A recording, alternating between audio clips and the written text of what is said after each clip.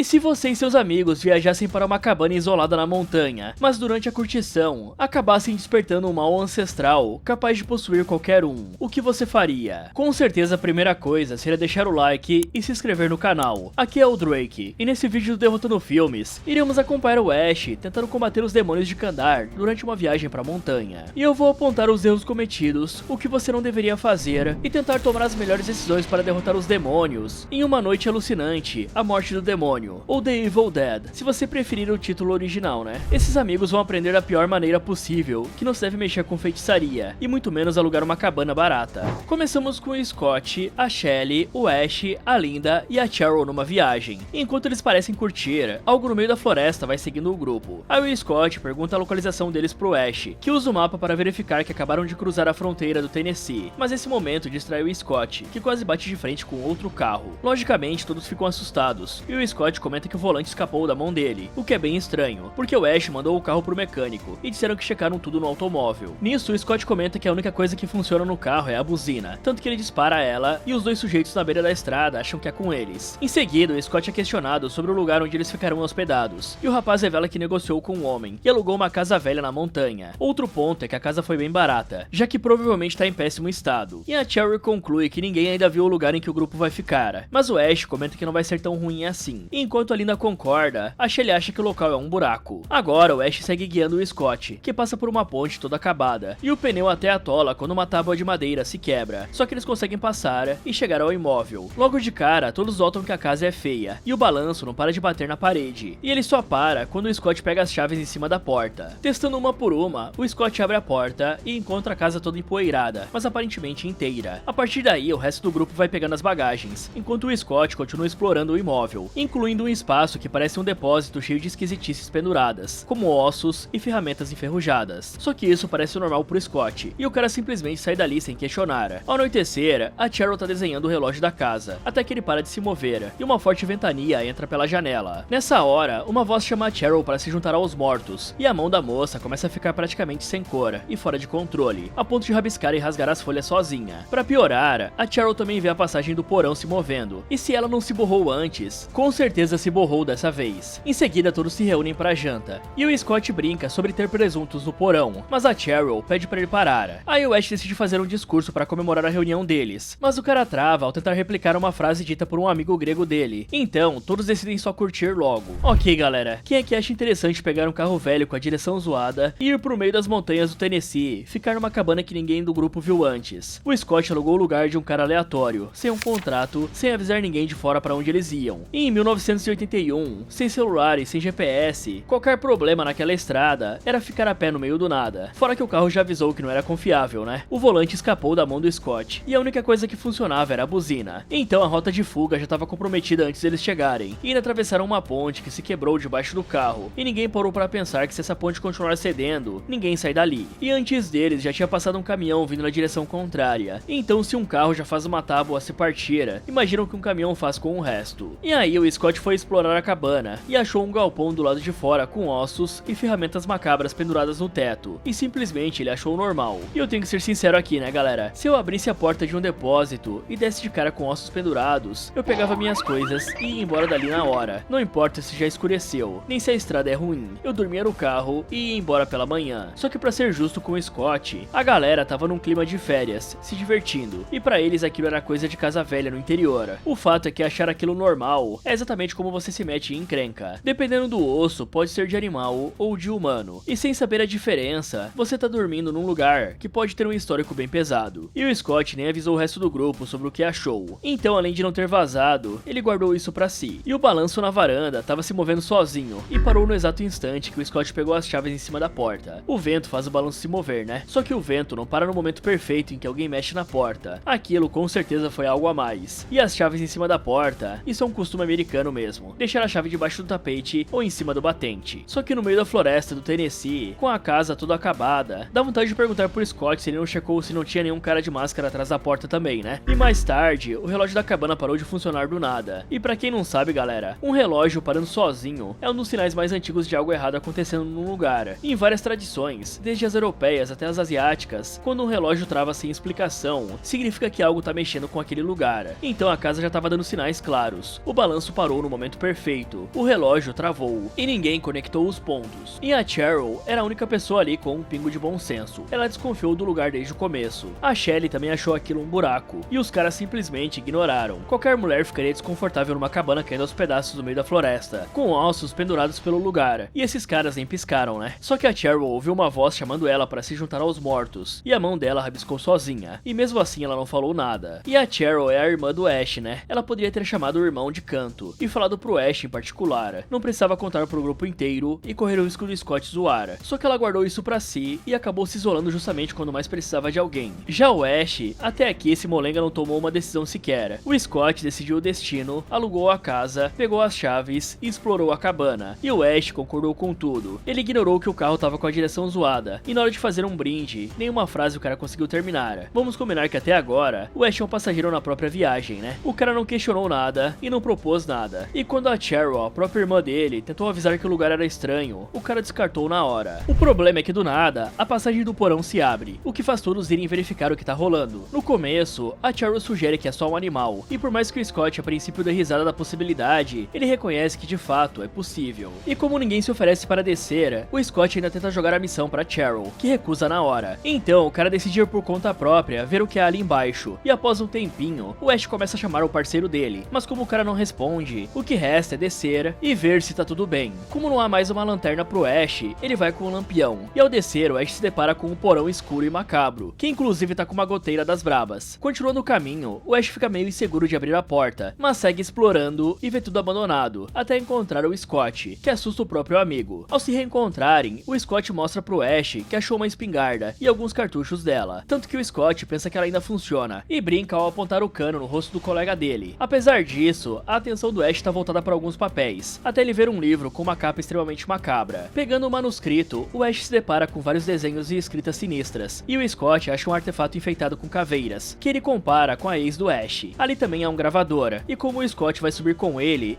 manda o Ash pegar o resto, e o doido continua folheando o livro, até ver um desenho ainda mais macabro. Um tempo depois, um raio cai numa árvore do lado de fora, e o grupo vai se descontraindo, até o Ash tocar a fita que acharam no porão. Nela, um arqueólogo relata que passou anos escavando as ruínas de Kandar, ao lado dos colegas dele, e no passado, ele e a esposa dele vieram para essa casa, para conseguirem continuar os estudos, sem serem atrapalhados pela civilização moderna, ou pelos avanços acadêmicos. Assim, esse doido diz ter tido avanços nas pesquisas dele, pois descobriu rituais antigos de sepultamento e feitiços funerários. E o nome do livro é Naturon Demonto, ou o Livro dos Mortos. Esse livro foi feito com carne humana e escrito com sangue humano também. E ele trata de demônios e das forças das trevas que vagam pelas florestas e sombras da civilização. E durante a leitura, o livro revela que essas criaturas não estão mortas, e sim adormecidas. E por meio dos feitiços do livro, as entidades podem voltar à vida e possuir humanos. Todos vão ficando em choque com essa história, até a Cheryl desligar a fita por estar com medo. Mas o babaca do Scott debocha da coitada e volta a dar play. O azar é que o maluco voltou logo no ponto em que o homem da gravação recita o feitiço. E na mesma hora, uma luz vermelha começa a se levantar do solo. Daí, quando a Cheryl dá um escândalo pedindo para desligar a gravação,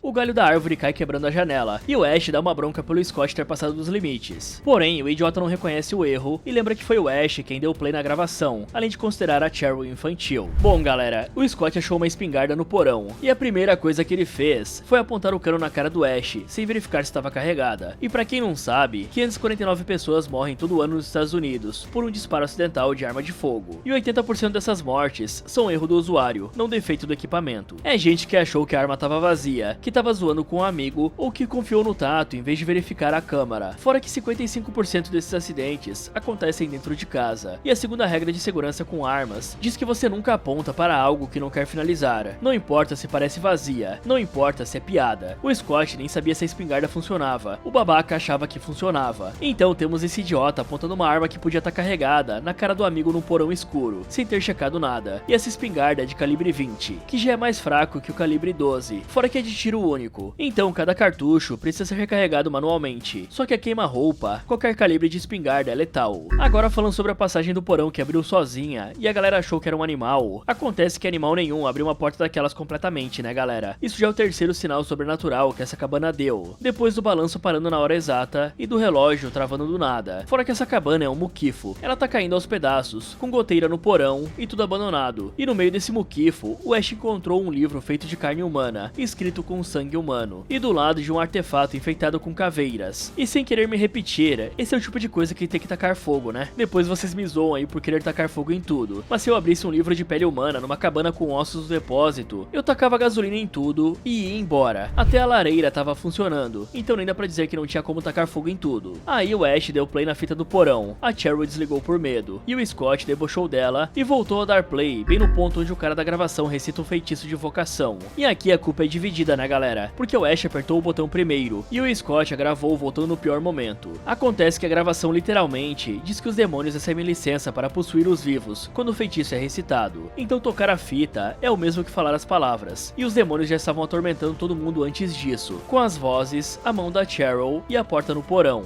E atormentar é diferente de possuir, né? Sem essa recitação, talvez ficassem só no tormento, sem conseguir possuir ninguém de verdade. Então a Cheryl deveria ter quebrado o gravador ali na hora. Ela ia pagar de maluca, ia ouvir piada do Scott, mas pelo menos o feitiço não seria recitado de novo. Fora que o Ash, que é o irmão dela, ficou assistindo o Scott humilhar a mina sem fazer nada. E no final das contas, o infantil aqui é o Scott, né? Que debochou de quem tava certa. E o cara da gravação, o professor No-B, é o verdadeiro idiota original dessa história. Esse piruta descobriu o Naturon Demonto, traduziu os feitiços e gravou a recitação inteira num gravador portátil para fins acadêmicos. Então, além de ter invocado os demônios a recitação original dele, o cara deixou a invocação gravada para qualquer pessoa que achasse a fita repetir sem saber o que estava fazendo. Fora que a ironia é que o No-B veio para essa cabana pela mesma motivação dos jovens, ficar longe da civilização para poder estudar em paz. E dois grupos diferentes vieram pro mesmo Mukifo pelo mesmo motivo, e os dois acabaram ativando a mesma coisa. E para ser justo, o No-B não gravou aquilo para matar ninguém, era uma pesquisa, né? Só que irresponsabilidade acadêmica e má intenção dão no mesmo resultado quando envolve invocar demônios. E a Cheryl é a pessoa mais sensata desse grupo todo. Desde o começo ela desconfiou do lugar, sentiu que tinha algo errado ali, e agora pediu para desligar a fita. E toda vez ela tava certa. Isso não é um sexto sentido, galera. É que mulheres de fato tendem a perceber sinais de perigo que os homens ignoram. Até tem base científica nisso. A parte do cérebro feminino que cuida das memórias e das respostas emocionais é maior. Fora que mulheres usam os dois lados do cérebro de uma forma mais equilibrada. Então elas captam sinais que passam batido pros homens. Então a Cheryl não tá sendo paranoica. Ela tá lendo o ambiente. E os caras ignoram ela toda hora. Já o Ash, que é o irmão dela, não cuidou da coitada em momento nenhum. E vamos combinar que a Cheryl pediu para parar a fita. E o cara ficou assistindo o Scott zoar ela. O Ash até deu uma bronca no Scott depois que o galho quebrou a janela. Só que o estrago já tava feito, né? E a invocação já tinha sido completada. Então a bronca do Ash é como trancar a porta depois que já roubaram a casa. Após essa confusão, o Ash garante pra Linda que ficará acordado caso aconteça alguma coisa. E ela decide ir ver se a Cheryl tá bem. E ao se aproveitar dessa brecha, o Ash pega a caixa em que guarda um colar. E quando a Linda volta, ela encontra o cara cochilando e com a caixinha nas mãos. Ela tenta pegar aquilo e logo percebe que o Ash tava fingindo. Aí o cara presenteia a Linda com um colar cujo pingente é uma pequena lupa. Colocando o colar nela, o Ash comenta que queria ter presenteado ela antes da viagem. E a Linda gosta do presente. Nisso os dois se beijam. Já do lado de fora, a criatura continua observando os dois pombinhos, além de passar pela janela do quarto do Scott e da Shelly, até chegar no da Cheryl. Na mesma hora, a moça se assusta ao ver a entidade chamando ela para se juntar a ele. E aí a Cheryl toma a pior decisão possível. E mesmo assustada, ela sai da casa para ver quem tá ali. Ao andar pela mata, a Cheryl afirma saber que há alguém ali, e sabe que essa coisa foi quem esteve no porão antes. E pro azar dela, a entidade começa a se mover pela floresta, fazer barulhos sinistros e derrubar vários galhos. Isso logicamente deixa a Cheryl em choque, porque ela não sabe de onde a ameaça vai vir, até que as raízes começam a tomar vida e envolver a Cheryl, a ponto de ferir a coitada. As roupas dela também são rasgadas, e a moça é presa no chão. E pra completar, ninguém ouve os gritos dela. Durante essa tortura, a Cheryl consegue se soltar e fugir pela mata, mas o demônio continua perseguindo ela e se aproximando da casa. Aí a moça pega a chave e tenta abrir a porta desesperadamente. O problema é que a Cheryl não acerta qual é a chave certa, e na hora em que ela derruba o molho de chaves, o Ash puxa a moça pra dentro. Na mesma hora, todos se reúnem para ver o que tá rolando, e a Cheryl tá extremamente desesperada, a ponto de querer ir embora e voltar pra cidade de qualquer maneira. E mesmo que os outros tentem apaziguar, a Cheryl deixa claro que foi atacada pelas árvores e não quer ficar ali. Então o Ash decide levar ela embora. Na sequência, os dois vão pro carro, que a princípio não funciona, o que faz a Cheryl pensar que é o demônio impedindo que eles saiam dali, mas o automóvel logo é ligado. Assim eles começam a viajar, e ao notar algo estranho, o Ash para no meio da estrada e manda a Cheryl esperar no carro. Acontece que a Cheryl não obedece e decide procurar pelo Ash, o que faz a moça se assustar com um galho caindo, e em seguida dar de cara com a ponte, toda devastada. Ver isso deixa a Cheryl desesperada, e quando ela tenta correr, o Ash reaparece confortando a moça, que obviamente fica desolada por ter perdido a chance de saírem dali. Ok galera, a Cheryl era a pessoa mais sensata desse grupo todo. Ela desconfiou da cabana, pediu para desligar a fita e toda vez ela tava certa. Só que essa mesma mulher ouviu a entidade chamando e saiu da casa sozinha, de camisola, no meio da floresta, de noite. E ninguém forçou ela a sair, né? A Cheryl foi por curiosidade e quis confrontar a coisa que já tinha possuído a mão dela. Então eu tenho que perguntar uma coisa. Se você tá numa cabana, onde um balanço se move sozinho, um relógio parou e um gravador invocou demônios, a sua reação é ir atrás do barulho? Isso é burrice, né? Fora que o demônio escolheu a Cheryl. O bicho passou pela janela de todo mundo e foi direto na que tava sozinha. O capiroto fez um tour pela casa. Ele viu quem tava isolada e usou a voz como isca. E a floresta ali não é só mato. Aquele demônio converte qualquer coisa viva em Deadeye. Então as próprias árvores e raízes são extensões dele. Sair da casa pra floresta é entrar no território do inimigo. E ninguém na cabana ouviu um grito sequer. E isso não é exagero, galera. Um grito humano tem entre 80 a 100 decibéis na fonte. Só que o som perde cerca de 6 decibéis toda vez que a distância dobra. Então a uns 50 metros, aqueles 100 decibéis já caíram para uns 55. Aí você adiciona as paredes da cabana, que bloqueiam mais uns 20 a 30 decibéis. E todo mundo dormindo lá dentro. E pra quem tá na cabana, o grito da Cheryl chega como um sussurro. Se chegar, né? E pra ser honesto, a floresta perto da cabana nem era tão densa assim. Só que ela não precisava ser, porque a distância, as paredes e ninguém vigiando já era o suficiente para abafar tudo. E de noite, num lugar onde ninguém tá atento, ninguém vai te ouvir. Aí a Cheryl voltou pra cabana sangrando, com as roupas rasgadas, e a reação do grupo foi mandar ela deitar. E aí já é loucura, né? A garota voltou com marcas no corpo, dizendo que as árvores atacaram ela, e alguém soltou que as árvores não atacam pessoas. Aí o Scott soltou que não ia sair de jeito nenhum. Então nós temos uma mulher com evidência de agressão na cara, e a turma tratando como um surto. Vamos combinar que essa é a mesma Cheryl que tava certa sobre a cabana. Ela tava certa sobre o gravador, e agora sobre o ataque. Só que ninguém nunca ouve ela. Fora que tem um detalhe estranho, né? As chaves da cabana estavam do lado de fora quando a Cheryl tentou entrar. O Scott pegou essas chaves lá no começo para abrir a casa, e ele não levou pra dentro. Então além de ser um completo babaca, o cara ainda deixou as chaves do lado de fora. Já o Ash, finalmente ele tomou uma decisão e concordou em levar a Cheryl embora. Só que isso era o mínimo, né? A garota tava destruída, implorando para sair dali, e ele nem levou a espingarda. Tá certo que ninguém acreditava que as árvores podiam atacar. Então na cabeça do Ash, não fazia sentido pegar uma arma contra o mato. Só que mesmo sem considerar a ameaça sobrenatural, dirigir à noite numa estrada de terra já é arriscado por si só. Acontece que 20% da população americana mora em área rural, só que 41% das mortes em acidentes de trânsito acontecem lá. A taxa de mortalidade é 1,5 vezes maior do que na cidade, fora que mais da metade desses acidentes são de veículo único, que é o carro sair da estrada sozinho. Exatamente o cenário que poderia acontecer aqui, uma estrada de terra sem iluminação e sem acostamento, com um carro velho que já tava com uma direção zoada e quase nem pegou pra sair dali. E aquela ponte que já tava toda ferrada desde o começo, agora tá completamente destruída. Só que tem uma coisa que passou batida por essa galera. A placa da ponte dizia ponte perigosa, tráfego por conta e risco do motorista, o limite de 3 toneladas. Então essa ponte já era oficialmente precária, ela já tinha um limite de carga, e ninguém pensou duas vezes antes de cruzar. E lembro daquele caminhão que passou na mão contrária antes lá no começo, o Oldsmobile, que é o carro deles, pode pesar entre 1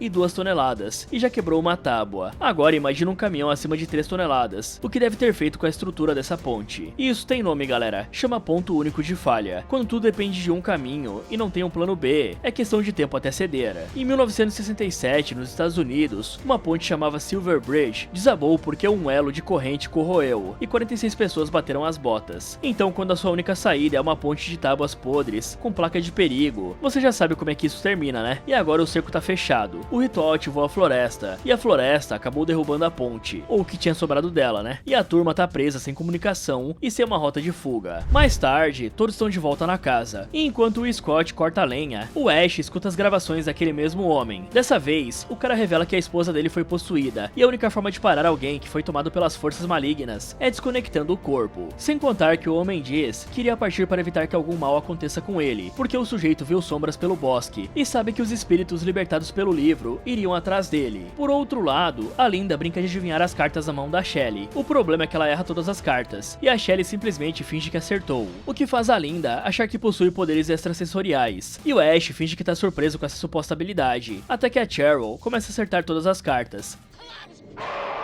porque a coitada tá possuída pelo demônio, e o monstro garante que irá finalizar todos ali, um por um, assim como ele fez com os outros que perturbaram o repouso dos espíritos. No momento em que a Cheryl supostamente desmaia, a Linda e o Ash se aproximam do corpo dela, e sem que percebam, o demônio pega um lápis no chão e perfura o pé da Linda sem dó. Após esse golpe, ele arremessa a coitada longe e também consegue lançar o Ash sem piedade contra uma estante. Daí o Ash fica sem saída, e o demônio se prepara para finalizar ele, tanto que o Scott tenta intervir, apenas para também ser atacado. Porém, o Scott retrocede e volta para atacar a entidade, a ponto de conseguir jogar ela para dentro do porão e trancar a passagem com as correntes. Mais tarde, o Scott vê a Shelly dormindo e dá um beijo nela. Já o demônio observa o outro casal, e o plano é ir embora até o amanhecer, mas a Shelly não sabe se irá aguentar até lá, tanto que ela se desespera ao ouvir os barulhos feitos pelo demônio, e se aproximando, a moça fica em choque ao ver o estado dos olhos da Cheryl. Indo pro lado de fora, vemos mais um espírito se aproximando, e agora o Scott tenta tranquilizar a Shelly de que tudo ficará bem. Apesar disso, a Shelly se levanta para olhar pela janela e percebe que há algo se aproximando da casa. Assim que o Scott conforta a Shelly e sugere que ela durma, a mulher caminha pela residência, e ao chegar no quarto, a coitada é surpreendida pelo espírito, que quebra a janela. Quando os dois rapazes ouvem os gritos, eles se assustam, e o Scott vai verificar o que aconteceu, enquanto o Ash fica estático por visivelmente estar com medo. Aí o Scott se depara com o quarto vazio e a janela quebrada. Conforme procura pela Shelly, o Scott acaba indo ao banheiro, até ser surpreendido por uma Shelly possuída, que começa a ferir o rosto dele. Desse jeito, o Scott se atraca com um demônio e surpreende o Ash. Isso o cara consegue arremessar a entidade na lareira, mas ao notar o tormento da Shelly, ele rapidamente tira a coitada do fogo. Só que isso é a brecha pro demônio agir, porque o capiroto debocha da atitude do Scott em ter tirado ele do fogo e parte pra cima do cara de novo, além de arremessar o Ash para longe quando o Pamonha tenta intervir. Nessa hora, o demônio chega perto de queimar o Scott no fogo, e usando o artefato do porão, ele se prepara para finalizar o cara, que rapidamente saca a faca dele para ferir a mão do inimigo e evitar o ataque. Mesmo que esse contra-ataque seja a chance perfeita de agir, o Ash continua perplexo com a cena e fica ali parado chocado. Então o demônio simplesmente começa a arrancar a mão ferida, até o Scott pegar o artefato e apunhalar a entidade pelas costas. Tendo feito isso, o demônio começa a agonizar no chão e liberar um líquido branco até ser derrotado de uma vez, mas quando o Scott se aproxima, a entidade desperta novamente e começa a ir pra cima deles. No lugar de agir e usar o machado para se defender, o Ash fica em choque e se paralisa de medo, o que força o Scott a pegar o machado e começar a picotar o corpo da Shelly, até o ponto em que o demônio não consegue mais agir. Após essa cena grotesca, o Ash pergunta o que eles farão agora, e o Scott deixa claro que precisarão enterrar a Shelly, e mesmo que o Ash não concorde, o Scott insiste nisso, afinal a coitada já foi finalizada. Dessa maneira, os dois arrastam os restos dela pra fora, e o outro espírito continua observando ambos, que enterram a companheira deles rapidamente. Em seguida, vemos que o Scott planeja ir embora, mas o Ash discorda disso, porque a Linda tá ferida, e não vai conseguir sair dali com o pé naquele estado, fora que a única passagem que eles tinham era a ponte. Acontece que o Scott não tá nem aí, e ele pretende achar uma trilha ou uma estrada velha para tentar contornar o penhasco. E além disso, o Scott sugere deixar a Linda ali até eles conseguirem mandar alguém vir buscar ela. Obviamente que o Ash acha isso um absurdo, porém o Scott lava as mãos e manda o Ash dar um jeito de ajudar a namorada dele. Sendo assim, o Scott vai embora, e o Ash é confrontado pelo demônio que possuiu a Cheryl, e a entidade questiona quem será capaz de prender eles no porão quando todos forem possuídos. Apesar disso, o Ash nem responde, e vai ver a Linda, e ao verificar o ferimento dela, o cara vê a ferida sendo corrompida.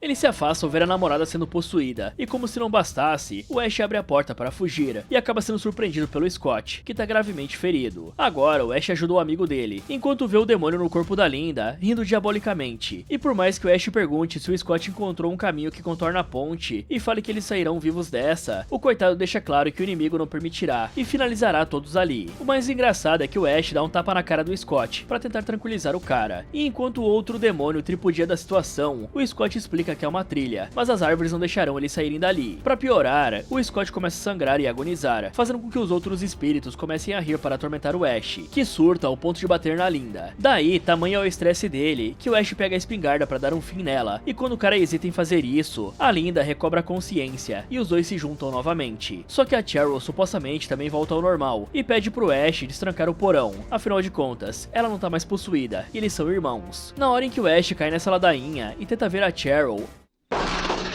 e o demônio agarra o Ash pelo pescoço. E mesmo que ele escape disso, o cara se depara com a Linda possuída novamente. Como esse demônio continua atormentando o Ash, o cara arrasta a Linda para fora da casa e tenta ajudar o Scott, além de garantir que todos sairão dali em segurança quando o sol nascer. Mas percebendo que o Scott não irá responder, o Ash vai perdendo as esperanças, e ao olhar pro lado de fora, ele é surpreendido pelo demônio da Linda, que perfura o braço dele sem dó. Em seguida eles se atracam, e o Ash faz de tudo para não ser finalizado, mas o rapaz ainda é surpreendido pelo demônio do porão, que agarra o pé dele, e com muito esforço, o Ash se livra dele, move o artefato até as costas do inimigo e empurra a namorada possuída dele contra a lâmina. Agora, tendo parado a Linda por um tempo, o Ash arrasta ela até o depósito e acorrenta ela lá, justamente para pegar a motosserra e picotar o corpo dela, igual ao homem da gravação fez com a esposa dele no passado. Ok, galera, depois de ver as árvores agarrarem a Cheryl, de ter visto a Shelly virar Deadite e ser desconectada, e ainda do demônio ter prometido que ia pegar todo mundo um por um, o Scott chegou na brilhante conclusão de que o melhor plano agora era sair sozinho a pé pelo bosque, e ainda sugeriu deixar a Linda ferida para trás, sozinha na cabana com uma Deadite acorrentada no porão. E sendo sincero, essa foi a maior das babaquices que o cara cometeu até agora. Pra ser justo, dá pra entender o medo dele. O Scott tinha acabado de desconectar a própria namorada, o cerco tava fechando, e ficar significava esperar a próxima possessão. Só que sair sozinho num lugar onde toda forma de vida vira Deadite é trocar uma morte certa por outra mais rápida. E ele ainda decidiu unilateralmente sem um plano de retorno, sem uma arma decente, levando nada na mão. E o Ash até argumentou contra, só que no fim deixou o cara ir, porque obrigar o Scott a ficar na marra também não ia dar muito certo. E como era de se esperar, o Scott voltou poucas horas depois gravemente ferido, confirmando que o cerco era completo, e foi essa decisão sozinha que ferrou o grupo todo de uma vez. E logo antes da Linda virar Deadite, o Ash baixou a guarda no pior momento possível. Tudo bem que o cara tava em choque, ele acabou de perder a irmã pro porão, viu a Shelly ser desconectada e o melhor amigo fugiu pro bosque. Só que o desconfiômetro devia estar a 1000 a essa altura, e em vez de ficar em alerta, o Ash foi mexer no ferimento da Linda sem precaução nenhuma, sem amarrar ela antes ou ter uma arma por perto, e o cara tava agachado sem uma cobertura, fora que a Linda mal andava por causa daquele lápis no pé. Então amarrar a coitada enquanto ainda era uma humana fraca levava 30 segundos, só que o Ash escolheu agachar do lado dela e mexer na ferida, e enquanto tava distraído, a Linda virou uma Deadite bem ao lado dele. O demônio tinha acabado de cantar a ordem do 1 por 1, e o Ash baixou a guarda em cima da próxima da fila. Aí o Ash até pegou a espingarda e mirou na Linda possuída, só que quando ela começou a chorar e fingir que tinha voltado, falando que era ela mesma ali, que tava bem, o cara abaixou a arma, e eu não sei como é que o Ash caiu nessa. O exemplo da Shelly tinha acontecido literalmente algumas horas antes. Todo mundo viu o demônio fingir compaixão pra usar o Scott contra ele mesmo, fora que pensando friamente, o demônio não libera possuído de graça, né? Pra Linda voltar de verdade, tinha que ter rolado um ritual ou um exorcismo, e não rolou absolutamente nada, né? Foi só uma frase chorosa e o Ash engoliu inteira, lá ele. E pra piorar, segundos depois, a Cheryl chamou ele do porão alegando que também tinha voltado ao normal, que era a irmã do Ash e queria ser solta. E o cara caiu de novo. Duas armadilhas idênticas, né, pessoal? E é nessa hora que o Ash decidiu arrastar a Linda possuída pra fora da cabana, supostamente para ajudar o Scott, que tinha voltado gravemente ferido. E aqui tem um problema básico de triagem. O Scott naquele momento já estava praticamente morto, sangrando demais e mal conseguia falar. E o Ash teve que escolher entre defender o terreno conhecido ou tentar salvar alguém que já era. E ele escolheu sair. E saiu carregando uma Deadite pra fora da única estrutura defensável que ele tinha. E o cara foi cercado na hora pelos dois demônios. A Linda na frente, furando o braço dele, a Cheryl pelo porão agarrando o pé, e foi nessa luta desesperada que o Ash finalmente acertou alguma coisa, empurrando a Linda contra a adaga Kandariana e parando a Deadite na hora. Só teve dois acertos do grupo nesse filme até agora, e os dois envolvem a mesma adaga que ninguém sabia o que era. E em algum momento da bagunça, o Ash falou que eles iam sair quando o sol nascesse. Essa foi a única vez da noite toda que o cara teve uma intuição correta. E pra quem não sabe, a ideia de que os espíritos noturnos perdem o poder ao amanhecer é uma coisa muito antiga. Culturas reais documentam isso há mais de 4.000 anos, muito antes do cinema existir. Os antigos persas tinham uma divindade chamada Sarosha, que combatia demônios diretamente, e o galo era o animal sagrado dela, porque o canto do bicho anunciava o amanhecer e expulsava as forças da escuridão. Já os romanos botavam figuras de galo em casas e em túmulos, como um talismã contra o mal. E na tradição cristã, o Papa Nicolau I decretou lá no século IX que toda a igreja devia ter um galo no alto da torre, e é por isso que cada catavento até hoje tem o formato de galo. E o Derrotando Filmes também é cultura, né? Porque essa aí eu duvido que vocês sabiam, por isso que tem que ser inscrito aqui do canal. Até a Hora das Bruxas, aquela das 3 da manhã, sempre termina ao amanhecer. Então a aposta do Ash no sol é uma das defesas mais antigas e universais que existem contra o sobrenatural. Só que o cara apostou no sol e não levou a aposta até o fim. A Cheryl tá acorrentada no porão faz horas e o sistema tá funcionando. As correntes seguram firme e a Deadite não escapa de lá. Era só o Ash arrastar a Linda para dentro do mesmo porão e prender com correntes. Tá certo que ele ia ter um certo trabalho, né? Mas nada que um headshot não resolvesse. Assim que a Cheryl colocasse a cara naquela abertura, ele podia dar um tiro, abrir e jogar a Linda lá dentro. Afinal, a Linda ficou parada um tempão só olhando pro Ash. Aí ele se posicionava no centro da sala armado com a espingarda e a adaga, e esperava essas horas até o sol aparecer. No pior cenário, se o sol não funcionasse contra os Deadites, o cara ainda tinha descansado, raciocinado e podia agir de manhã com a luz. Em vez disso, ele escolheu tentar alguma coisa agora, sozinho no escuro, depois de quase bater as botas 4 vezes seguida. Pra ser justo com o Ash, ele teve coragem na hora do aperto, e foi o único que continuou de pé até o fim. Só que coragem sem ter uma estratégia é só uma forma mais bonita de bater as botas. A questão é que o Ash hesita em fazer isso com a amada dele e fica desolado com essa situação, mas ao recuperar as forças, o cara leva o corpo dela pro lado de fora e começa a cavar a cova da Linda. O grande problema é que o demônio finge estar desacordado, enquanto o outro faz de tudo para se soltar do porão, e conforme o Ash cava, o inimigo consegue arrebentar a porta. Como se isso não bastasse, o Ash nem se dá conta da mentira do demônio e leva o corpo da Linda direto pra cova. Ao acabar de enterrar a namorada dele, ele tenta pegar o colar,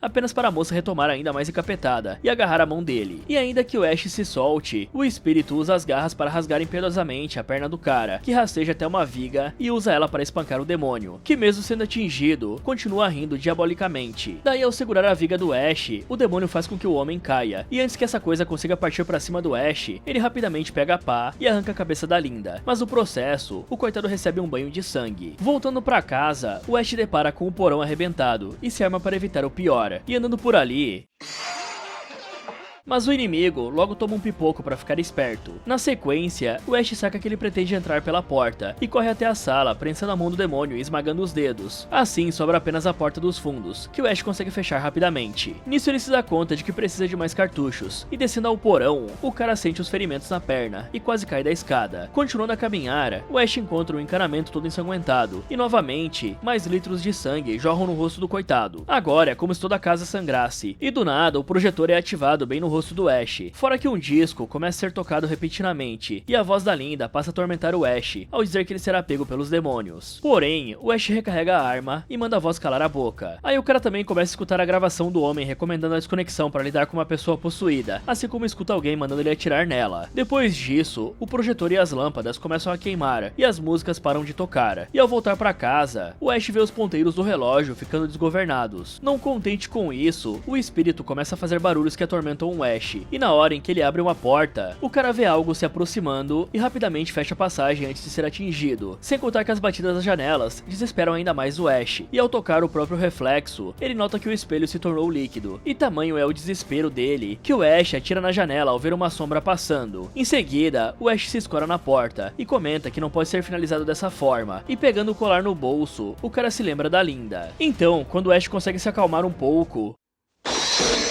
mas por sorte, o Ash se solta e dispara bem na cara do demônio. Assim, o Ash se aproveita dessa brecha e faz uma barricada improvisada na porta,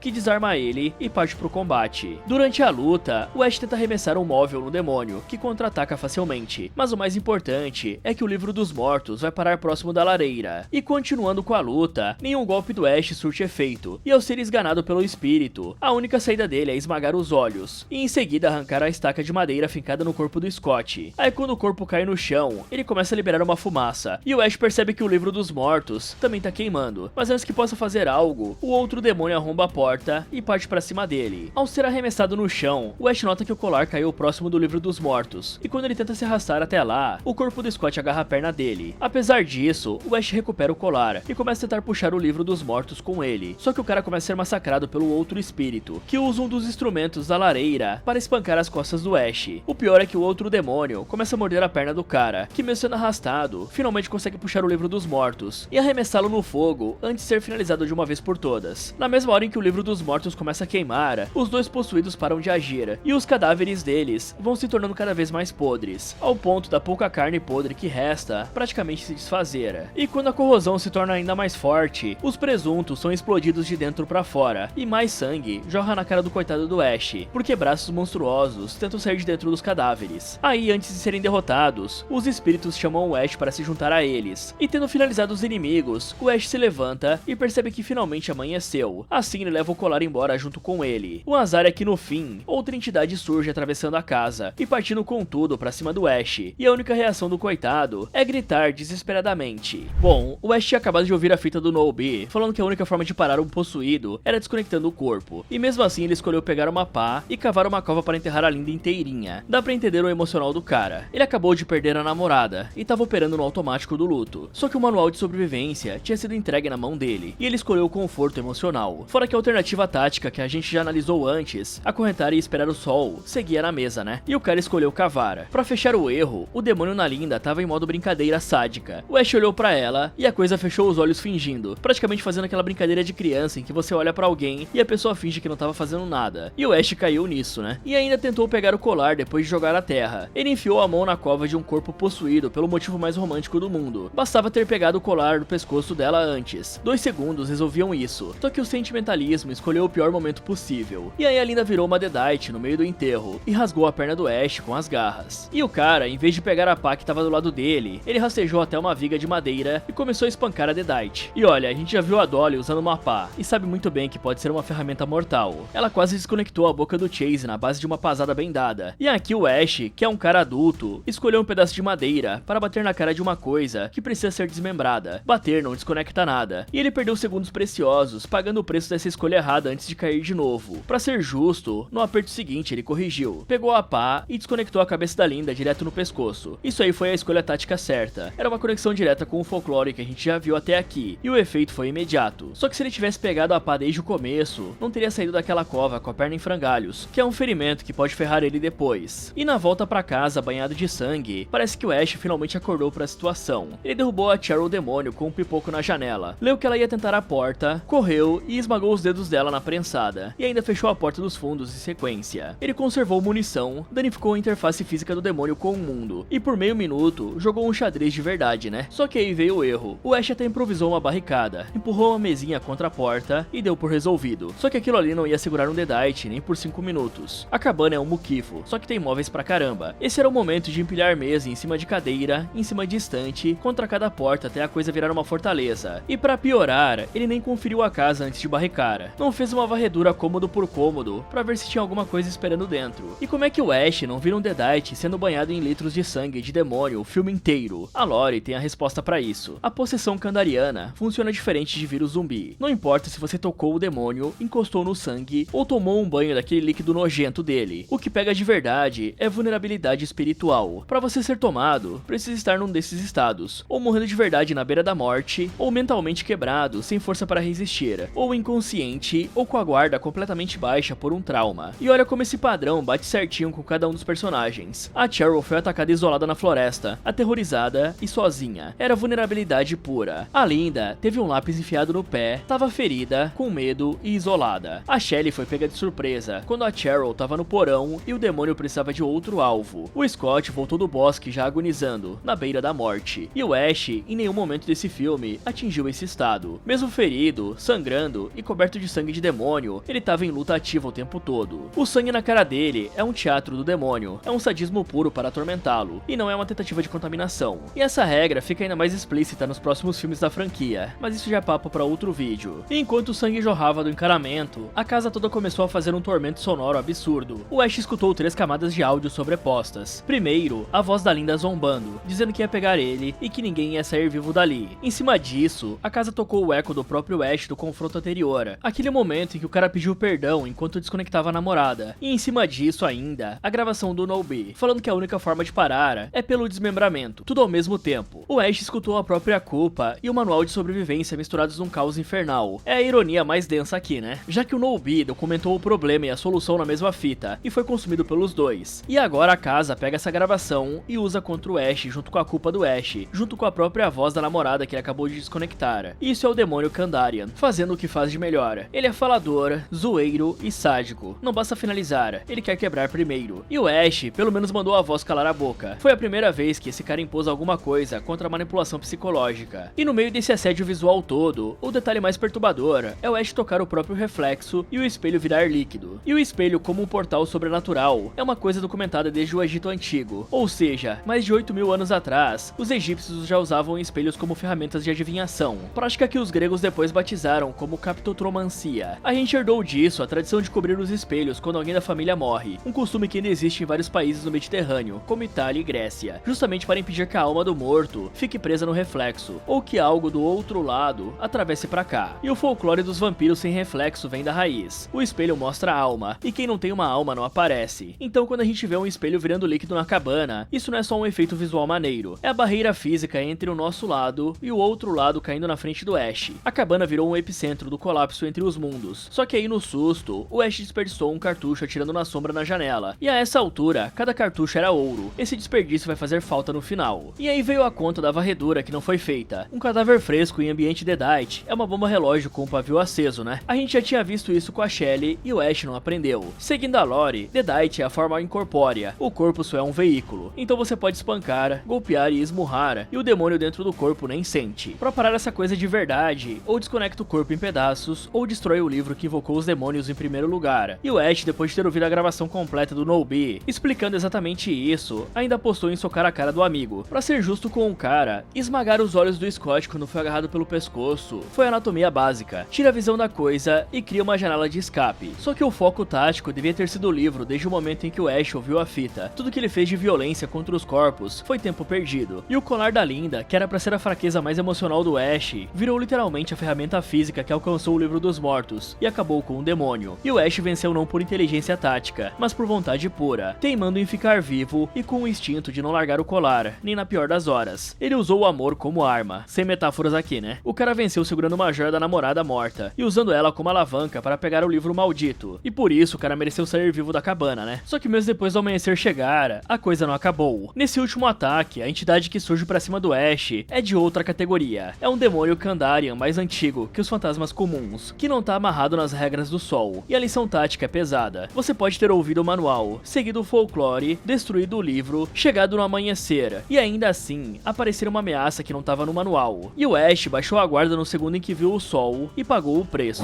Agora falando das notas, começando pelo Scott, ele leva uma nota 1. Esse cara abriu as festividades apontando uma espingarda carregada na cara do Ash numa brincadeira de susto. E já ali dava pra entender o tipo de companheiro de sobrevivência que ele ia ser. Depois, debochou da Cheryl quando ela pediu pra desligar a fita do No-Be e voltou a dar play bem no trecho do feitiço de invocação. E o cara ainda bateu o pé pra ficar na cabana quando a Cheryl voltou sangrando da floresta, dizendo que tinha sido atacada. E no aperto final, ele tentou escapar sozinho pelo bosque, que já tinha provado ser uma armadilha. Resumindo, o Scott é o tipo de cara que num grupo de sobrevivência é mais útil como isca do que como uma pessoa viva. Passando pro professor No-Be, nota 2. Esse cara gravou a recitação completa do feitiço de invocação em uma fita cassete, para fins acadêmicos, e deixou o gravador armado para qualquer um apertar play. E na mesma fita, ele gravou o manual de como sobreviver aos demônios. Ou seja, ele documentou o problema e a solução, e mesmo assim foi de base pelos dois lados. É praticamente o paciente zero que assinou um atestado de óbito para si mesmo e pros outros 5. Já a Shelly recebe uma nota 3. A namorada do Scott foi a primeira a ir de base dentro da cabana, atacada pela janela enquanto o grupo tava distraído com a Cheryl se debatendo no porão. Ela não fez nenhum erro tático de verdade, só que também não chegou a entrar em nenhuma decisão do grupo. É a primeira pra lembrar que aquilo ali não era brincadeira, e a cabana precisava de um corpo para marcar esse tom. Passando para Cheryl, nota 4. A irmã do Ash saiu sozinha na floresta escura para investigar um barulho, em plena noite, depois de ouvir uma gravação de invocação demoníaca. Essa foi a decisão que entregou a própria vulnerabilidade pro demônio, e a conta chegou bem rápido, né? Ela voltou marcada pra cabana e ainda foi ignorada pelo grupo, mesmo com as evidências do ataque no corpo. A única cagada tática real dela foi ter sido sozinha naquele bosque. No resto, ela tava certa o tempo todo. Já a Linda ganhou um 5. A namorada do Ash foi a única do grupo que genuinamente tentou cuidar dos outros o tempo todo, e pagou por isso quando o demônio transformou a decência dela em uma armadilha emocional pro Ash, e levou um lápis no tornozelo no movimento bizarro do demônio, e virou uma Deadite por isso. Ela não tomou nenhuma decisão tática relevante o tempo todo, mas o colar dela acabou virando a arma que o Ash usou para alcançar o livro dos mortos. Mesmo depois de desconectada, foi ela que entregou o gancho da vitória nas mãos do cara. E por último, o Ash. Ele recebe uma nota 7. Esse cara entrou na cabana como um namoradinho médio, indeciso em cada decisão, e saiu de lá carregando um confronto inteiro nas costas. Ele fez muita coisa errada pelo caminho, hesitou em momentos críticos, e ainda deu um soco no amigo possuído depois de ouvir o manual No-Be explicando o contrário. Só que no final, sob tortura dupla e com a perna em frangalhos, ele teve presença de espírito para improvisar o gancho com o colar da Linda e queimar o livro dos mortos. E a nota é 7, porque esse cara terminou a noite sangrando, ferrado, traumatizado e ainda de pé. E do grupo, só sobrou ele, né? E pra fechar, os demônios Kandarian, nota 9 pra eles. Eles não são uma ameaça física direta na maior parte da noite. O corpo dos Deadites é só um veículo. O que ataca de verdade é a coisa por trás, sem corpo. Essa coisa é falante, ela zoa e é sádica pra caramba. Ela não quer só finalizar, quer quebrar primeiro. A mecânica de possessão também tem uma lógica própria. Ela não pega por contato físico, e sim pela guarda baixa. Ou seja, quem tá ferido, inconsciente ou mentalmente quebrado. Já o mais burro do filme é o Scott. Em cada decisão, o cara colocou o próprio impulso na frente do grupo. Da brincadeira com a espingarda carregada no começo, até aquela fuga solitária no final. O mais esperto é o Ash. Ele não ganha por ter sido esperto o tempo todo, porque ele não foi, né? Ele ganhou porque foi o único que saiu vivo daquela cabana, e saiu usando o cérebro nos momentos que importavam. E galera, só passando pra lembrar, além do Derrotando Filmes, eu tenho um outro canal aqui no YouTube, o Abismo do Medo. Lá eu conto histórias perturbadoras, do sobrenatural.